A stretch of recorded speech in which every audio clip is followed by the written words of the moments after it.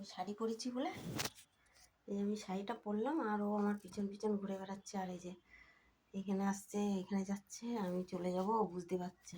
দেখো আমার পিছন পিছন ছাড়ছে না, এই দেখো আমাদের নিয়ে ঘুরছে, ঠিক আছে। এতক্ষণ খাটের তলায় পোত ঘুরিয়ে বসেছিল, আর যেই দেখলো যে আমি শাড়িটা পরছি, ব্যাস আর আমার পিছন দিয়ে নড়ছে না। কি করি? ও আমি যাব না, বাবা গেছে, আমি যাব না, আমি চলে আসবো এক্ষুনি। তুমি যাও, ঘরে যাও, ঘরে যাও, ঘরে যাও, ঘরে যাও, বাইরে থাকতে হবে না। হ্যাঁ বাবা, বাবা গেছে, চলে আসবে কালকে। আমি আমি যাই একটু, তুমি যাও। ভাবছে আমিও চলে যাব, ওই জন্য আর গেটের সামনে দিয়ে নড়ছে না। কি করি এখন, যাবো কি করে?